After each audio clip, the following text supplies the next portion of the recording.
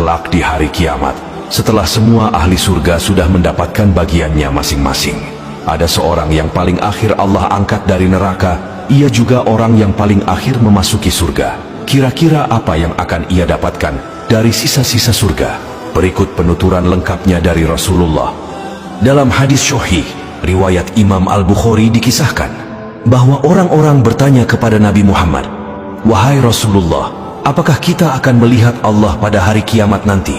Beliau menjawab, "Apakah kalian dapat membantah bahwa bulan akan nampak jelas pada malam purnama?" Mereka menjawab, "Tidak." "Apakah kalian dapat membantah bahwa kalian dapat melihat matahari bila tidak ada awan yang menghalanginya?" Mereka menjawab, "Tidak." Beliau lantas menjelaskan bahwa kelak para penduduk surga akan dapat melihat keagungan zat Allah secara jelas, layaknya manusia yang saat ini dapat melihat bulan purnama dan matahari. Kemudian Nabi Muhammad melanjutkan penjelasannya bahwa manusia akan dikumpulkan pada hari kiamat di suatu tempat. Lalu Allah Subhanahu wa Ta'ala berfirman, "Barang siapa menyembah sesuatu di dunia, maka ia akan mengikuti apa yang ia sembah.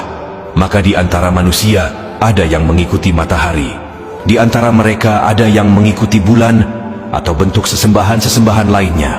Kemudian tinggallah umat Nabi Muhammad yang di antaranya ada kaum mukminin dan ada pula kaum munafikin.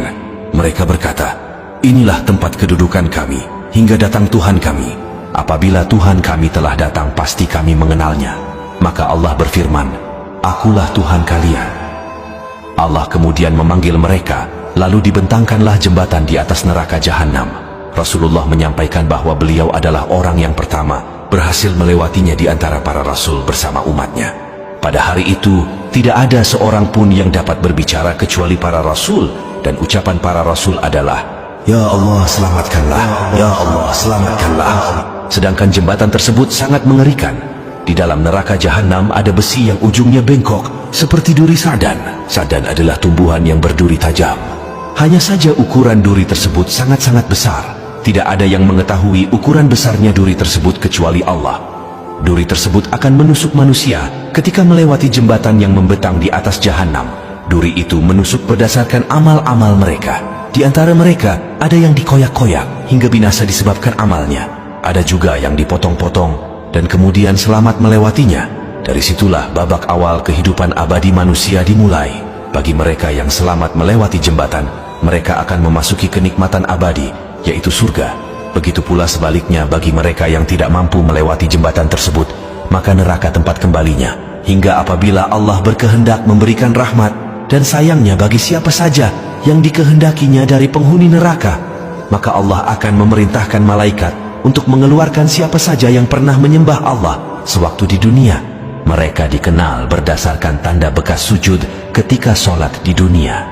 Dan Allah telah mengharamkan kepada neraka untuk membakar anggota tubuh yang pernah dijadikan sujud kepada Allah sewaktu di dunia. Lalu keluarlah mereka dari neraka, maka mereka keluar dalam keadaan sudah hangus terbakar. Lalu mereka disiram dengan air kehidupan, kemudian jadilah mereka tumbuh seperti tumbuhnya benih di tepian aliran sungai. Setelah hampir semua manusia yang pernah sujud sewaktu di dunia, Allah angkat dari neraka dan dimasukkan ke surga. Maka tinggal hanya seorang yang berada antara surga dan neraka. Dia adalah orang terakhir yang memasuki surga setelah melewati siksa neraka. Dia sedang menghadapkan wajahnya ke neraka seraya berkata, "Ya Tuhanku, palingkanlah wajahku dari neraka. Sungguh anginnya neraka telah meracuni aku dan baranya telah memanggang aku." Lalu Allah bertanya, "Seandainya dikabulkan permohonannya, apakah ia tidak akan meminta yang lain lagi?" Orang itu menjawab, "Tidak." Maka Allah membuat perjanjian dengan orang tersebut sesuai dengan apa yang diucapkannya. Kemudian Allah memalingkan wajah orang tersebut dari neraka. Maka ketika wajahnya dihadapkan kepada surga, dia melihat taman-taman dan keindahan surga, lalu terdiam dan tertegun. Orang tersebut seolah telah lupa dengan perjanjian sebelumnya. Ia kembali memohon kepada Allah, "Ya Tuhanku, dekatkan aku ke pintu surga." Allah Azza wa Jalla berfirman, "Bukankah kamu telah berjanji dan mengikat perjanjian untuk tidak meminta sesuatu setelah permintaan kamu sebelumnya?" Orang itu menjawab, "Ya Rabbi, aku tidak mau menjadi makhlukmu yang paling celaka." Allah kembali bertanya, "Apakah jika telah diberikan permintaanmu sekarang ini, nantinya kamu tidak akan meminta yang lain lagi?" Orang itu menjawab, "Tidak, demi kemuliaan-Mu, aku tidak akan meminta yang lain setelah ini. Maka Allah kembali membuat perjanjian dengannya. Lalu orang tersebut didekatkan ke pintu surga. Maka manakala orang itu sudah sampai di pintu surga, dia melihat keindahan surga dan taman-taman yang hijau serta kegembiraan yang terdapat di dalamnya. Orang itu terdiam dan tertegun. Kemudian orang itu berkata, "Ya Allah, masukkanlah aku ke surga." Allah berfirman, "Celakalah kamu dari sikap kamu yang tidak menepati janji. Bukankah kamu telah berjanji dan mengikat perjanjian untuk tidak meminta sesuatu setelah kamu diberikan apa yang kamu pinta?" Orang itu berkata, "Ya Allah, janganlah Engkau menjadikan aku ciptaan-Mu yang paling celaka." Dalam kelanjutan hadis sahih tersebut, Nabi Muhammad menjelaskan bahwa Allah tertawa atas sikap orang itu. Sebagai catatan, kita hanya wajib mengimani kejadian tersebut tanpa diperbolehkan untuk menanyakan atau membayangkan bagaimana tertawanya Allah. Kemudian Allah mengizinkan orang itu memasuki surga. Setelah itu Allah berfirman, "Bayangkanlah."